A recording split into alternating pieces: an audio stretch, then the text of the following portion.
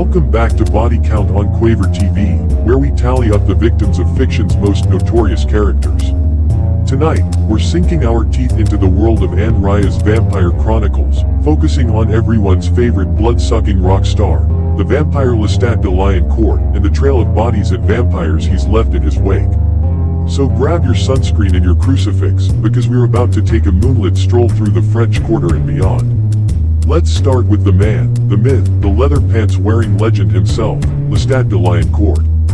Born in 1760 in Auvergne, France, Lestat's human life was relatively short, but boy, did he make up for it in his undead years.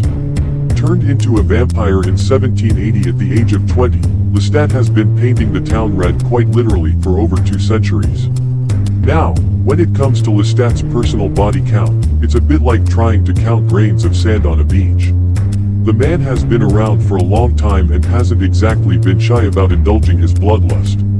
In Interview with the Vampire Alone, he's described as killing 2 or 3 people a night. If we do some quick vampire math, assuming he feeds every night, which, let's face it, Lestat we're looking at roughly 1,000 victims a year. Over 200 years, that's, well, let's just say it's a lot. We're talking a small city's worth of people. But Lestat isn't just a simple killer. Oh no, that would be far too mundane for our Brat Prince. Lestat is a maker of vampires, and it's through these creations that his true impact on the body count of the Vampire Chronicles can be felt. So, let's break down Lestat's vampire family tree and see just how much blood is on his hands and fangs. Let's start with Lestat's first vampire child, Nicolas de Lioncourt. Poor Nicky. Lestat turned his former lover and fellow actor in 1780, shortly after becoming a vampire himself. Unfortunately, Nicky couldn't handle the vampire life and eventually committed suicide by walking into a fire. Body count: 1 vampire, extra crispy. Next up, we have arguably Lestat's most famous creation, Louis de Pointe-du-Lac. Turned in 1791, Louis is known for his brooding nature and reluctance to kill humans. However, over his 2-century lifespan, even Louis has racked up a significant body count. In his early years, he admits to killing roughly 1 victim a month. Later, he becomes more comfortable with his vampire nature. Let's conservatively estimate Louis's body count at around 1,000 over 200 years. Not bad for the reluctant vampire. Then there's the child vampire, Claudia. Turned by Lestat in 1794 at the age of 5, Claudia is a pint-sized powerhouse of vampiric fury. Despite her young appearance, she's one of the most vicious killers in the Chronicles. Over her 65-year lifespan before meeting her fiery end, it's safe to say Claudia's body count is in the thousands.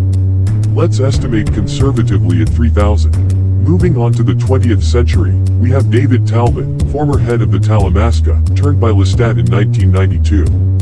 David is more restrained than most of Lestat's creations, but he's still a vampire.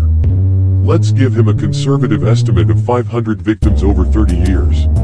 Now, let's not forget Mona Mayfair, the precocious witch turned vampire in 2000. Given her shorter time as a vampire and her connection to her human family, let's estimate Mona's body count at around 200. But wait, there's more. Lestat is also indirectly responsible for the vampires created by his own creations. Louis, for instance, created Claudia's vampire mother, Madeleine, who didn't last long but probably took a few lives in her brief existence. Let's say 20. Then there's Antoine, created by Nicolas de Lioncourt before his fiery exit. Antoine went on to create his own coven of vampires. While we don't have exact numbers, it's safe to say this extended family added at least another 1,000 to the overall count. Now, let's not forget Lestat's role in awakening Akasha, the Queen of the Damned. When Lestat woke this ancient vampire with his rock music, because of course he did, Akasha went on a global killing spree, wiping out most of the male population in entire villages and cities. The body count here is astronomical, easily in the millions. While we can debate whether Lestat is directly responsible for these deaths, he certainly played a pivotal role in unleashing this ancient evil upon the world. But Lestat's impact on the vampire world goes beyond just creating new vampires. He's also responsible for the deaths of quite a few of his fellow bloodsuckers. Let's count them up. 1. Magnus, Lestat's own maker, who committed suicide by walking into a fire immediately after creating Lestat. 2. Claudia and Madeline, indirectly, as he revealed their location to the Théâtre des Vampires. 3. The entire Théâtre des Vampires coven, when he manipulated Akasha into destroying them. 4. Akasha herself, though Lestat didn't deliver the final blow, he was instrumental in her downfall. 5. Numerous vampires during the events of the Queen of the Damned, both by Akasha's hand and in the final confrontation. So, let's tally up our blood-soaked score. Lestat's personal body count: human victims approximately 200,000. Louis de Pointe-du-Lac, 1,000. Claudia, 3,000. David Talbot, 500. Mona Mayfair, 200. Madeline, 20. Antoine and his coven, 1,000. Akasha's rampage, millions. Vampire deaths directly or indirectly caused by Lestat, at least 50. Grand total, over 205,770 confirmed deaths, with the potential for this number to be in the millions when considering Akasha's rampage. But here's the thing about Lestat, he's not just a killer, he's a revolutionary. His actions have repeatedly shaken up the vampire world, exposing their existence to humans, challenging ancient rules, and fundamentally altering the course of vampire history. In a way, every vampire death and every human death at the hands of a vampire in the post-Lestat world can be traced back to his influence. Lestat is a complex character, at times a hero, at times a villain, but always a force of chaos. He's the vampire who loves too much, who feels too deeply, who can't help but shake things up wherever he goes. He's as likely to fall in love with his victim as he is to drain them dry. He's a rock star, a Brat Prince, a reluctant messiah, and a constant thorn in the side of the vampire establishment. In the grand scheme of vampire literature, Lestat stands out not just for his body count, but for his impact. He's not content to simply exist in the shadows, feeding on the fringes of society. No, Lestat wants to be seen, to be known, to leave his mark on the world. And leave his mark he has, in a trail of bodies stretching across centuries and continents.